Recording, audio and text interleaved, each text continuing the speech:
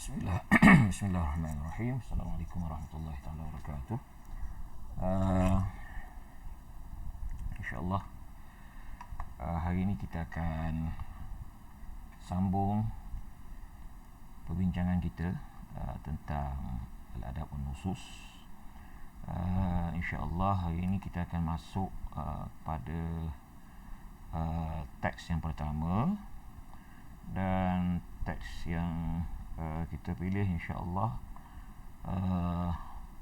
seorang penyair daripada zaman jahiliah yang bernama Tarafah ibnu al-Abdi. Tarafah ibnu al-Abd.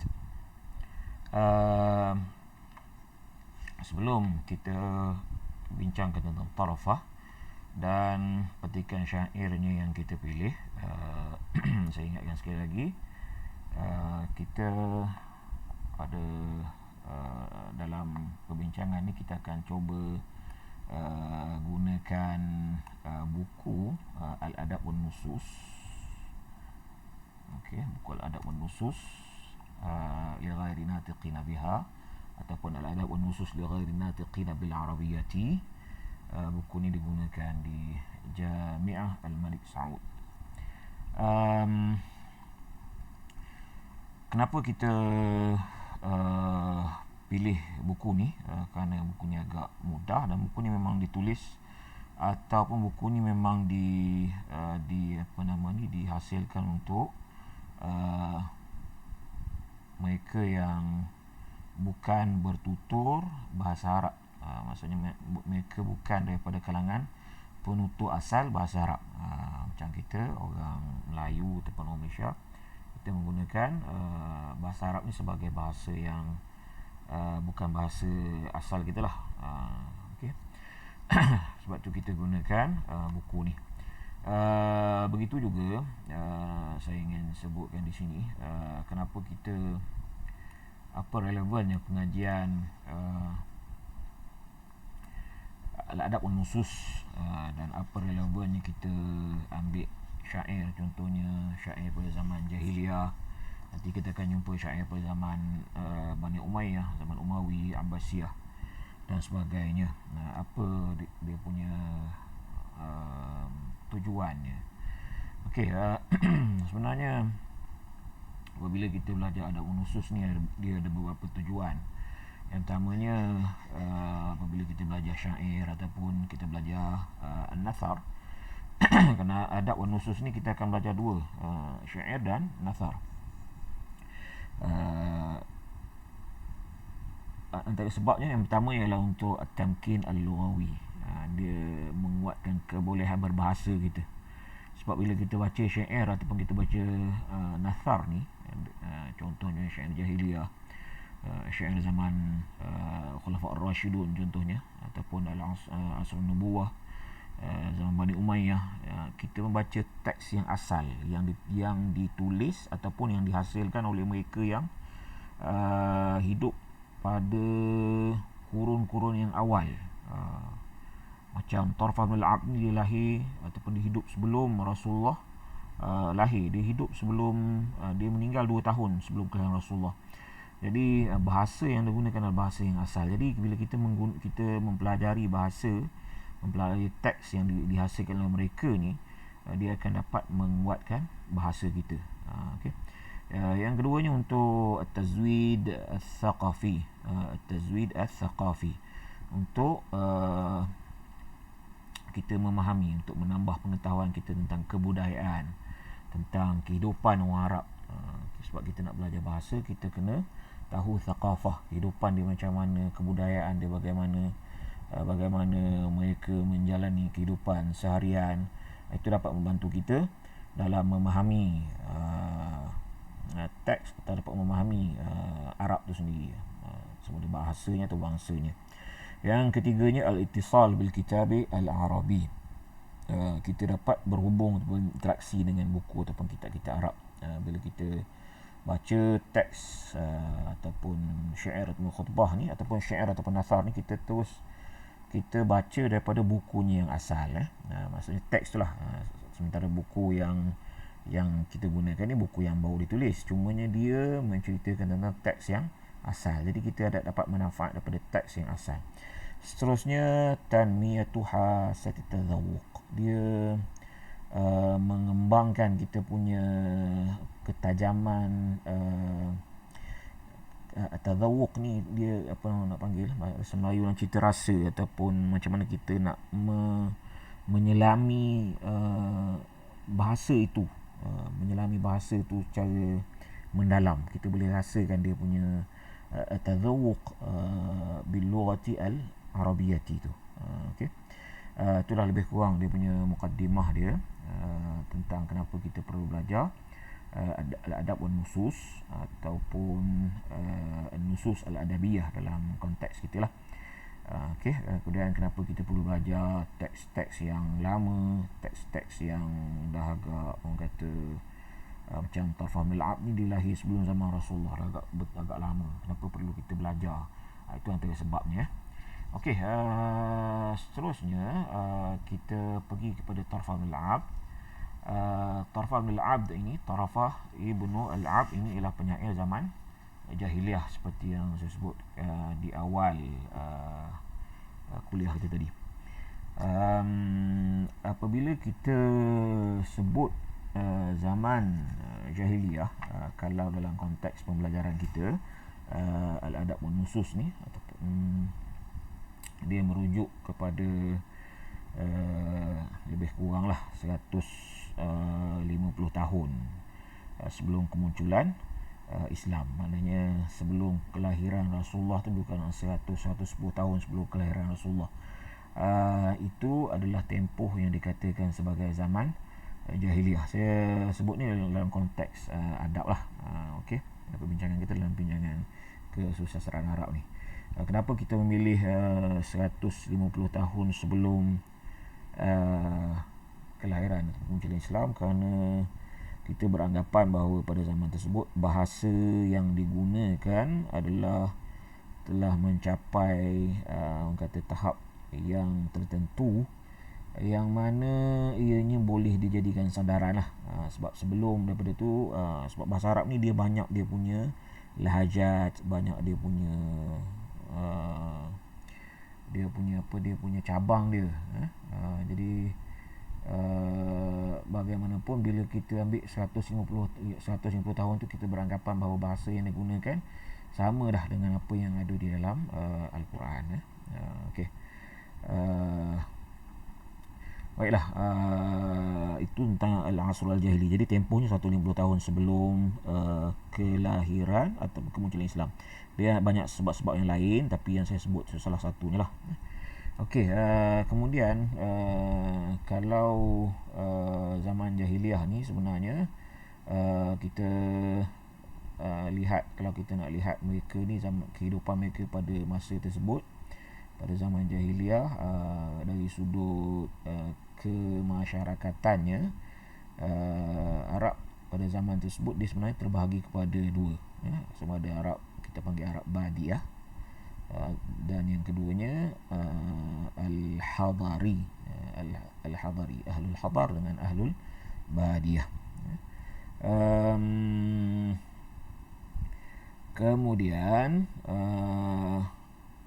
kalau Ahlul Badiah ni, mereka ni adalah ke majoriti penduduk Jazirah Al-Arabiyah ataupun Syibhu Jazirah Al-Arabiyah, sebenarnya tanah Arab pada waktu tu, yang mana kehidupan mereka ni tidak tetap. Mereka sentiasa berpindah randah.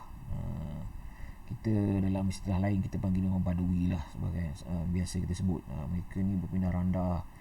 Kemudian hubungan mereka ni terdiri dari beberapa kabilah, jamak dia qabail, yang mana antara sebab mereka pindah randah tu adalah kerana nak mencari tempat yang lebih subur, mencari air, sebab mereka tinggal di padang pasir.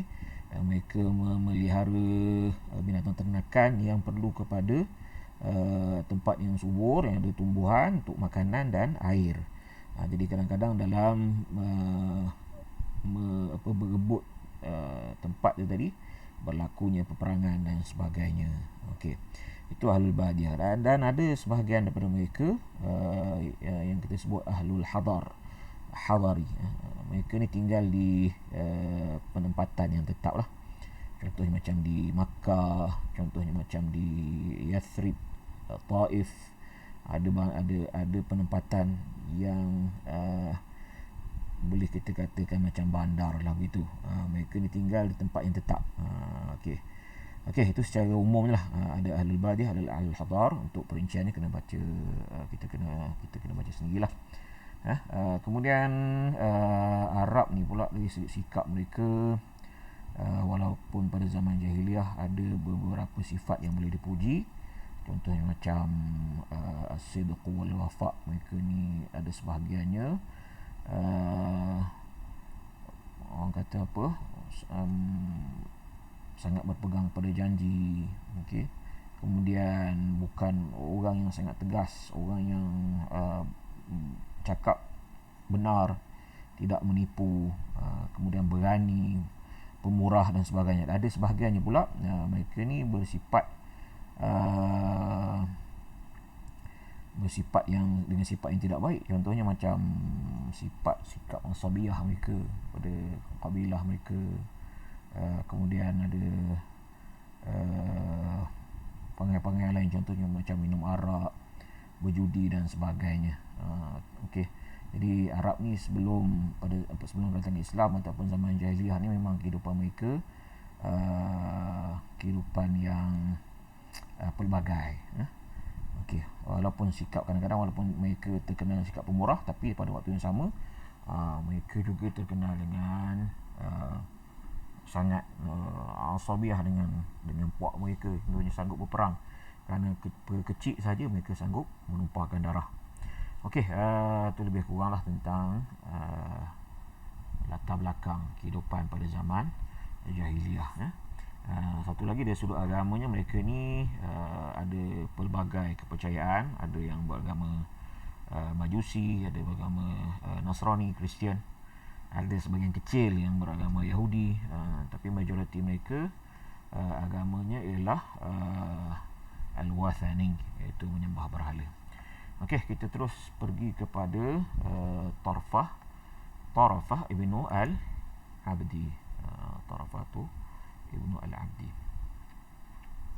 Okey, kita rujuk ataupun kita terus kepada buku ni. Saya akan bacakan sedikit tentang Tarafah ibn Al-Abd. Buku ni dia antara keistimewaan dia agak tersusun.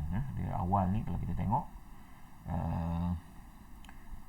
dia ceritakan latar belakang penulis, kemudian jawun nas, konteks antara syair dengan peristiwa, ataupun apa kontekstual dia, apa hubungan syair ni. Okey, seterusnya teks ya, nas. Kemudian dia ada, selepas teks tu dia ada huraian tentang mufradat. Tu ada huraian mufradat. Kemudian ada dia punya syarah dia punya keterangan, syarah keterangan kepada bait syair tadi. Setiap bait ada dia punya keterangan dia. Kemudian diikuti dengan ta'liq. Bawah ada ta'liq, dia punya ulasan. Tadi dia syarahan, ini ulasan pula. Ulasan secara umum tentang teks yang kita bincang tadi. Baiklah, kita mulakan dengan latar belakang penyair. Dia agak penting. Biasanya bila kita belajar syair, untuk memahami teks tu kita perlu tahu dua perkara. Pertama syair, latar belakang penyair, kemudian jawun nas ni, kontekstual dia. Okey, Tarafah ibn Al-Abd, dia punya tajuk dia yufakhiru wa yubayyinu sabilahu fil hayah. Daripada fakhara yufakhiru wa yubayyinu sabilahu fil hayati. Dia bermegah-megah dan menjelaskan ataupun menceritakan tentang jalan yang dia pilih dalam kehidupan dia. Okey. Tarafah ibn Al-Abd ni dia terkenal dengan syair apa? Dia terkenal dengan syair Al-Fakhru. Itu dia punya Bila kita sebut tentang tarfah, itulah yang orang akan bayangkan tentang dia, itu syair tentang al-fakhru. Contoh lain macam bila kita sebut tentang Zuhair bin Salma ataupun Zuhair bin Sulma contohnya, akan kenalkan dengan dia punya kata-kata hikmah dia dalam syair dia, dalam puisi dia ataupun syair dia. Okey. Siapa dia penyair ni? Tarfah bin al-Abd al-Bakri, Tarafatu ibn al-Abdi al-Bakri, ولد على الخليج العربي في بيت عريق في الشعر، فأبوه شاعر وخاله المتلمس شاعر. نشأ طرفة يتيما في بيت غنى، فانصرف إلى اللهو والعبث، فضيق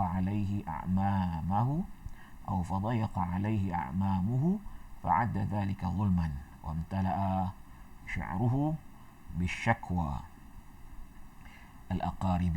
مات مقتولا وهو شاب في 26.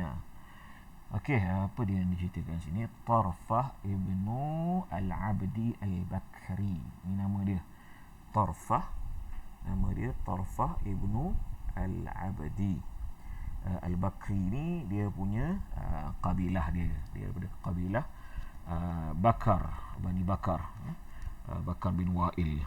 Kalau ikut nama penuh dia, Tarfah ni Tarfah ibnu al-Abdi bin Sufyan bin Sa'ad bin Malik bin Dabi'ah. Kemudian ada beberapa nama, dia punya moyang dia sampailah kepada Bakr bin Wa'il bin Qasid, kemudian bersambung terus kepada Nizar bin Ma'ad bin Adnan. Maknanya dia ni adalah Arab al-Musta'aribah. Arab al-Musta'aribah. Arab al-Musta'aribah kena baca dalam tarikh lah, dalam sejarah apa istilah Arab al-Musta'aribah dengan Arab al-Aribah. Al-Musta'aribah ni dia merujuk kepada Arab daripada keturunan Nabiullah Ismail. Nabiullah Ismail anak kepada Nabi Ibrahim, yang menghantar Ismail tinggal di Mekah. Jadi Ismail itu sendiri dia bukan Arab, sebab Nabi Ibrahim dia bukan daripada Arab. Okey. Kemudian Nabi Ismail ketika dia tinggal di Mekah, dia berkahwin dengan seorang wanita daripada kabilah Jurhum. Okey. Kemudian keturunan dia lah yang lahirnya Adnan yang kita sebut tadi. Daripada Adnan tu kemudian lahirlah keturunan daripada keturunan akhirnya yang di hujungnya lahirnya Rasulullah, Quraisy, daripada Quraisy. Okey. Yang kedua tadi, selain daripada Arab al-Musta'aribah tu Nabi Ismail, kita ada Arab al-Aribah. Al-Aribah ni daripada Yaman. Arab al-Aribah dipanggil Sya'bu Qahtan. Itu Arab yang asli. Okey, itu perbincangan lain lah. Kalau nak tahu, kita kena baca dalam buku yang lain apa beza antara Arab al-Aribah dengan Arab al-Musta'aribah. Jadi Bani Bakar ni dia daripada Arab al-Aribah. Okey, Tarfah bin al-Abd ni dia wulida ala Khalij al-Arabi fi baitin ariqin fi syi'ri. Dia dilahir di Teluk Arab, di dalam keluarga fi baitin ariqin, keluarga yang hebat, keluarga yang mulia, yang terkenal dengan syair. Maknanya penyair lah. Dia fa'abuhu sya'irun, wa khaluhu al-mutalammis sya'irun. Ayah dia seorang penyair. Kemudian pakcik dia, khaluhu, pakcik sebelah mak dia, maknanya adik-beradik mak dia lah, namanya al-mutalammis, juga seorang penyair. Dan sebenarnya bukan setakat ayah dengan pakcik dia khaluhu al-mutalammis, ada lagi contohnya macam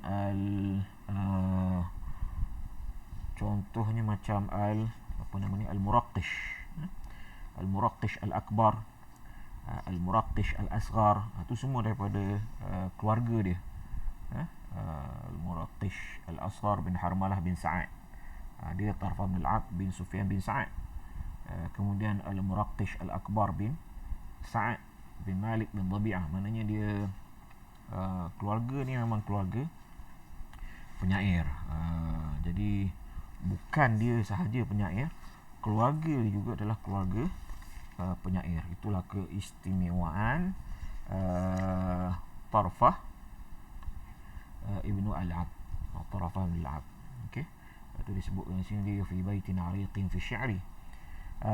Dia dilahirkan di Al-Khalij Al-Arabi, di Teluk, di sebelah Bahrain. Kalau Bahrain ni, kalau sekarang ni masih ada, sekarang ni nama pun masih Bahrain. Kalau antum tengok peta dia di sebelah kanan. Kalau kita tengok daripada muka kita lah, kalau menghadap kita sebelah kanan tu, dia di sebelah di sebelah teluk ada apa, Teluk Arab tu. Okey. Nasha'a Tarafah yatiman fi baitin ghina, fi baiti ghina. Tarafah ni dia membesar dalam keadaan yatim kerana ayah dia meninggal ketika dia masih kecil. Jadi dia dipelihara oleh ibu dia, kalau tak silap saya nama dia Wardah, tak silap lah. Bagaimanapun fi baiti ghina, dia ni memang daripada keluarga yang berada, keluarga yang kaya. Maknanya ayah dia seorang yang mempunyai harta yang banyak lah. Cumanya nanti kita akan baca di ujung tu, fansarafa ila lahwi wal abathi. Jadi dia Tarafah bin Al-Abd ni dia menghabiskan usia dia, memenuhi masa kehidupan dia, fansarafa ila lahwi. Dia buat apa? Perkara-perkara yang melalaikan, perkara yang sia-sia, hiburan, itu al-lahwi wal abathi. Jadi kehidupan dia dipenuhi dengan perkara-perkara tersebut. Fadayyaqa alaihi a'mamuhu. Jadi pakcik-pakcik dia, a'mamuhu, pakcik-pakcik dia telah menekan dia, mengawal dia kerana sikap dia yang sebegitu. Jadi Tarafah ni fa'adda dhalika zulman, dia menganggap tindakan pakcik-pakcik yang tadi, keluarga ni, sebagai satu perkara yang zalim, menzalimi diri dia. Nanti kita akan baca di bawah ni bagaimana dia dalam syair dia menggambarkan mengenai perasaan dia terhadap pakcik-pakcik dia yang menekan dia tadi, yang mengawal kehidupan dia. Wa amtala'a syi'ruhu bisyakwa al-aqarib. Jadi syair dia disebut di sini dipenuhi dengan syakwa, tentang aduan, tentang cerita-cerita yang tidak baik tentang al-aqarib, tentang keluarga dia tadi. Okey, kerana keluarga dia mengawal dia, menekan dia. Mata maqtulan wa huwa syabun fi sadisati wal 20 min umrihi. Bagaimanapun penyair ni, Tarafah ni, dia mati, dibunuh ketika dia masih muda, wa huwa syabun fi sadisati wal 20, ketika dia berumur sekitar 26 tahun. Kalau ikut dalam catatannya, dia meninggal lebih kurang tahun 569 Masihi. 569 Masihi. Kita sekarang tahun 2020 kan, 2020. Jadi dia meninggal tahun 569. Rasulullah lahir tahun 571. Maknanya lebih kurang dalam 2 tahun sebelum kelahiran Rasulullah sallallahu alaihi wasallam, dia telah mati, dibunuh. Dia ada cerita di sebalik kematian dia, bagaimana dia mati, bagaimana dia dibunuh, apa sebabnya. Ketika itu dia dengan pakcik dia Al-Mutalammis. Okey, kita nak panjangkan cerita tentang dia. Jadi kita boleh lihat atau baca di ruang yang lain nantilah, kisah tentang secara detail tentang Tarafah. Walaupun dia mati, hidup dia singkat, tapi kalau baca syair dia, Tarafah bin Al-Abd ni, dia menggambarkan kematangan dia dalam orang kata apa, dalam kehidupan dia. Kalau dalam muallaqat dia, kalau syair jahili ni banyak ramai penyair bagaimanapun yang orang kata apa, yang terkenalnya disebut sebagai syu'ara al-mu'allaqat. Syu'ara al-mu'allaqat. Dia ada yang 10, ada yang 7. Kalau 10 tu ada ditambah 3 lagi kan. Okey, yang lainnya 7 lah. 7 ada 7, ada 10. Walaupun 7 dan 10 tu tarafah masuk dalam 7 dan masuk juga dalam 10. Maknanya dia kalau ikut dalam turutan dalam mu'allaqat yang 10 tu ataupun disebut al-qasaid al-ashar, di kedudukan dia di kedudukan yang kedua, tak silap saya. Okey, kita terus kepada Yaumun Nas. Baik, sebenarnya banyak cerita tentang tarafah ni, tapi memandangkan masa yang singkat, jadi kita tak banyak cerita lah. Satu lagi sebelum saya terlupa, tarafah ni pernah disebut oleh Rasulullah, kalau mengikut dalam kitab tafsir Al-Baghawi lah. Wallahu alam, saya pun kurang pasti, tetapi ada disebut dalam tafsir Al-Baghawi ketika menghuraikan tentang surah Yasin ayat yang ke-69, wa ma'allamnahu syi'ra wa ma yanbaghi lah in huwa illa dzikrun wa qur'anun mubin. Dalam tu ada diceritakan tentang Rasulullah ada menyebut penyair ni, ataupun ada menyebut tentang syair dia di bait yang terakhir. Kalau sebab tarafah ni kalau dalam mu'allaqat ni ada yang sebut 99, ada sebut 101. Dia punya bait ni maksudnya dia punya rangkap syair itulah.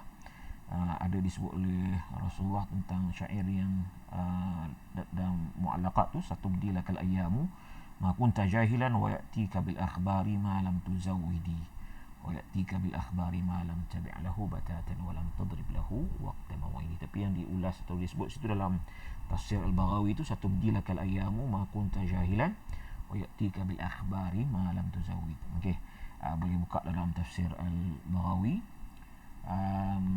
huraian dalam surah Yasin ayat 69 tadi, wa ma'allamnahu syi'ra wa ma yanbaghi lahu in huwa illa dzikrun wa qur'anun mubin.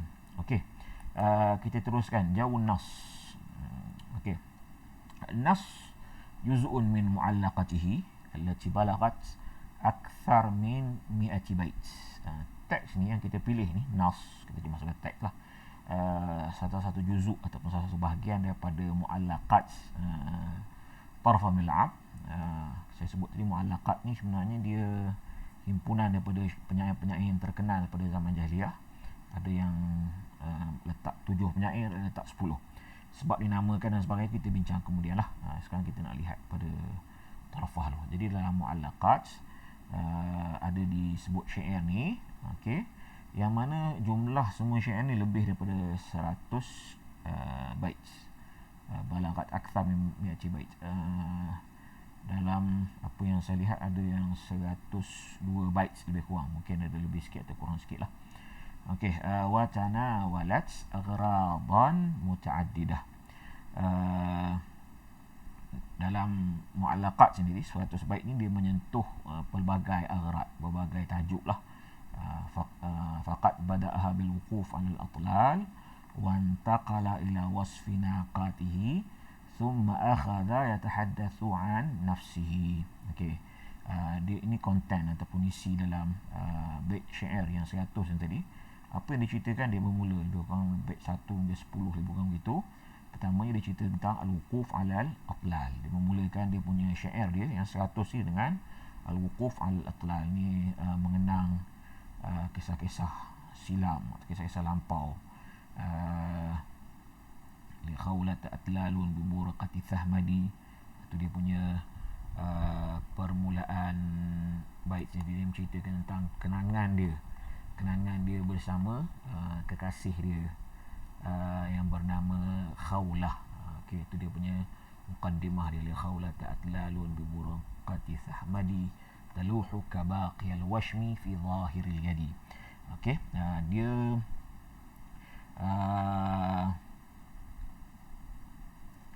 lebih kurang dalam 10 bait, lebih kurang begitulah dia punya menceritakan tentang kenangan dia.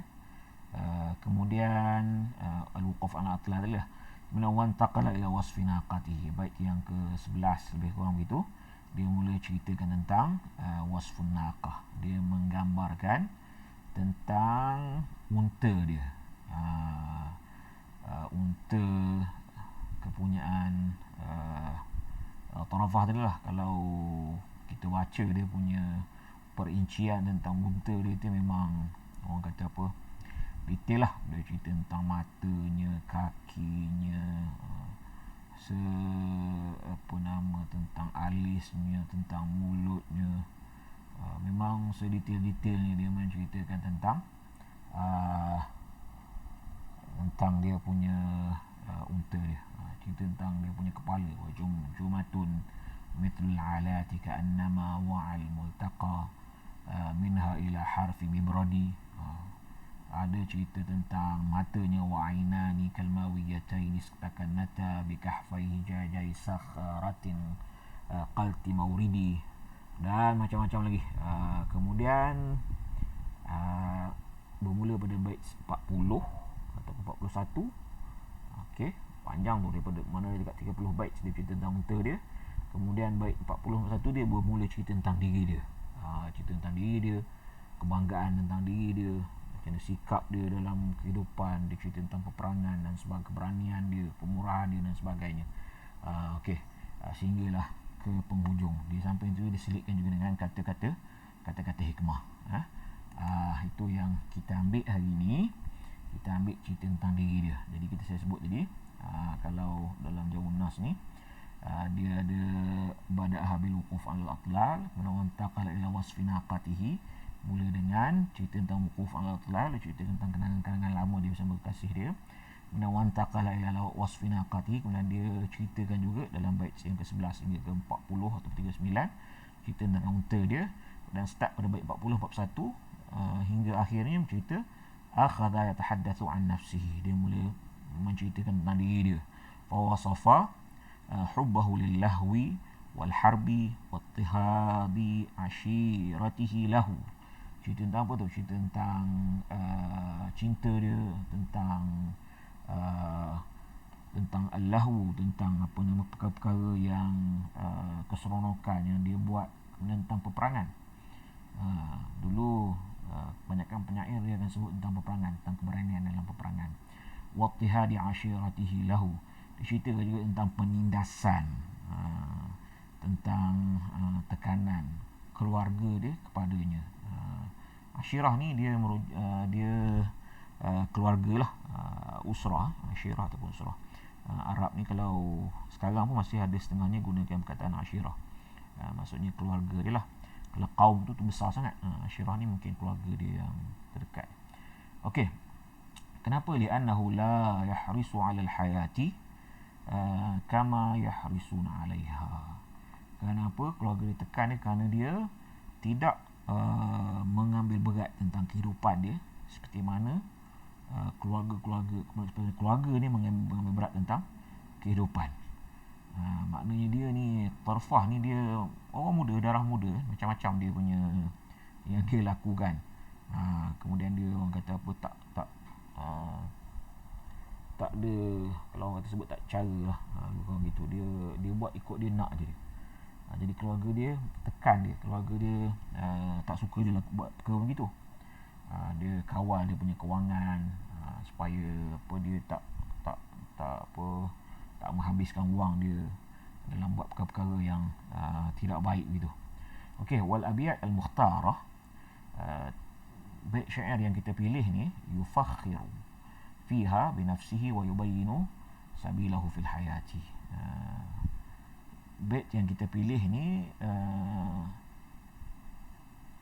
ialah yang berkaitan dengan apa? Berkaitan dengan apa yang dia bermegah-megah tadi tentang tentang diri dia, dan dia menjelaskan dalam bait syair ni tentang kehidupan dia. Okey, kita terus kepada teks. Yang pertama, idzal qaumu qalu. Okey, yang ni dalam bahagian bab fakhrun wa i'tizaz. فخر واعتزاز. إذا القوم قالوا من فتى خلت أنني أنيت فلم أكسل ولم أتبلد ولست بحلال التلاع مخافة ولكن متى يسترفد القوم أرفدي فإن تبغني في حلقة القوم تلقني وإن تلتمسني في الحوانيت تصطدي وإن يلتقي الحي الجميع تلاقني إلى ذروة البيت الشريف المصمد. Okay. ألا أيها الزاجري أحضر الوغى وأن أشهد اللذات هل أنت مخلدي فإن كنت لا تستطيع دفع منيتي فدعني أبادرها بما ملكت يدي أرى قبر نحام بخيل بماله كقبر غوي في البطالة مفسدي أرى العيش كنزا ناقصا كل ليلة ما تنقص الأيام والدهر ينفدي. Okey, itu dia punya bait syair dia. Okey, kita stop sekat tu dulu. Nanti kita akan sambung dalam bahagian yang kedua tentang huraian tentang syair dia. Okey, naktafi bihadzal qadar. Assalamualaikum warahmatullahi taala wabarakatuh.